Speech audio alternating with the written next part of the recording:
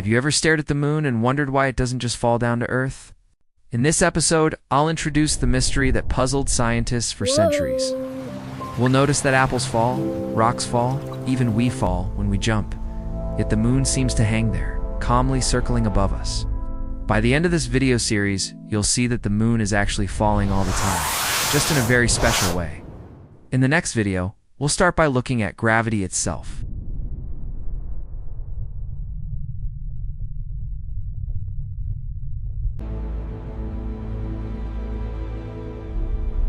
To understand why the moon stays up, we first have to understand why anything falls. On Earth, we see gravity every day. An apple drops from a tree, a ball falls from your hand, rain streaks down toward the ground. Gravity is the invisible pull that draws objects toward Earth's center. The moon is not exempt from this pull. Earth's gravity is always tugging on it. In the next video, we'll zoom out and see how this gravitational attraction acts on everything around our planet.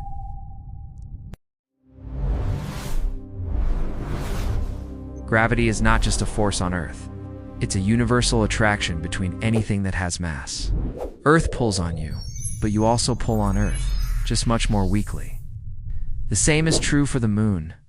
Earth's huge mass creates a strong gravitational field that reaches far into space, grabbing at the moon every second. If gravity were suddenly switched off, the moon would not stay. It would shoot away in a straight line. Next, we'll talk about that straight line motion and why it matters.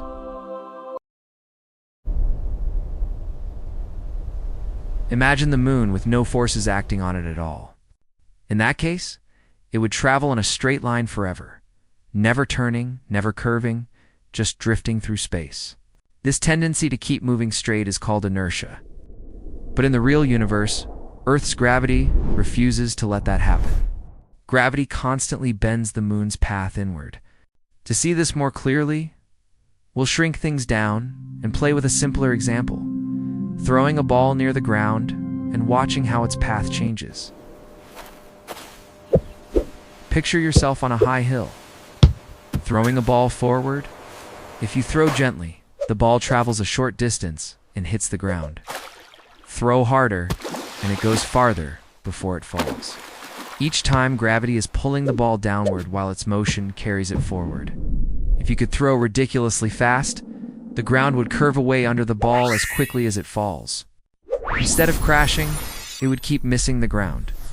In the next video, we'll turn that extreme throw into a full orbit. Now imagine continuing to increase the launch speed until the ball never lands. As Earth curves away beneath it, the ball keeps falling toward Earth, yet always misses the surface. It has entered orbit. Gravity pulls it inward, but its sideways motion carries it around. This is exactly what it means to orbit a planet. Replace the ball with a satellite, and you have the same principle. Replace the satellite with the moon, and you have our natural satellite. Next, we'll focus directly on the moon's sideways motion.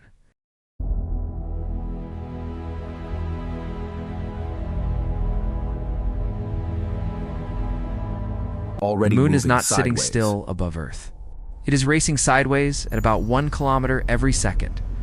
That sideways motion began long ago when the young Earth-Moon system was violently forming. Ever since, the moon has been moving forward, while Earth's gravity pulls it inward. You can imagine the moon constantly trying to go straight, but forever being tugged into a curve. Over billions of years, this delicate dance has continued. In the next video, we'll visualize how falling around Earth really looks.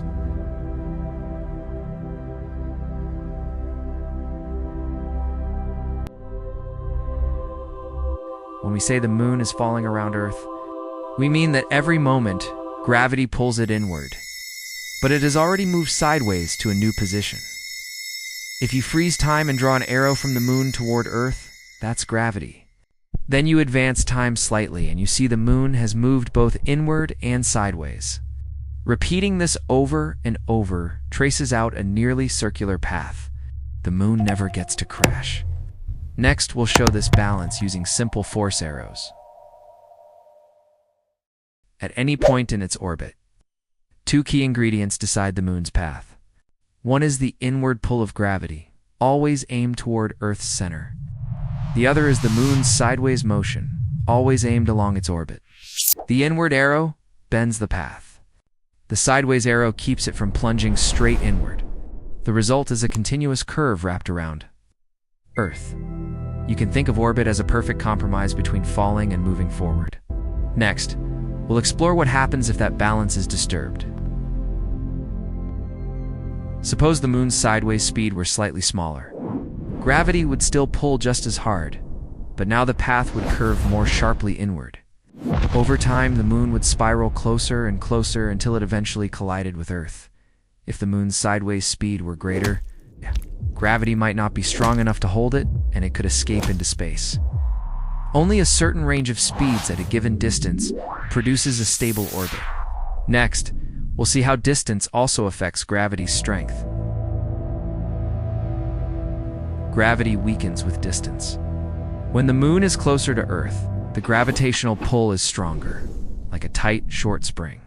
As the moon sits farther away, that pull is weaker, like a long, stretched spring. The real moon orbits at a distance where Earth's gravity is neither overwhelmingly strong nor too weak to hold it. At that radius, its speed and the gravitational pull match perfectly for a long-lived orbit.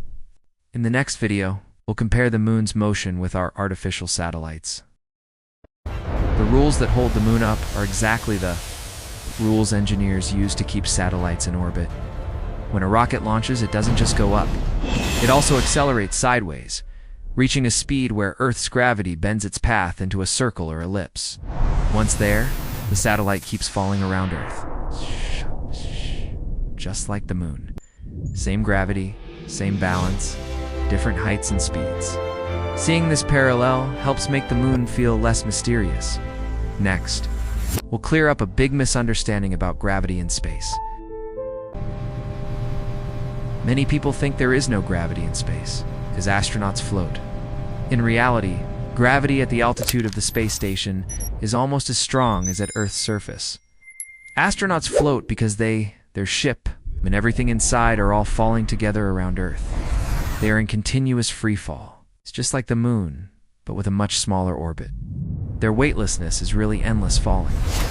Understanding this makes the moon's situation easier to accept. Next, we'll briefly see how gravity also locks the moon's face. Gravity does more than shape the moon's path. It also shapes how the moon spins. Over millions of years, Earth's gravity tugs slightly harder on the near side of the moon than the far side, acting like a brake. This slow twisting and stretching, called tidal locking, eventually synchronized the moon's rotation with its orbit.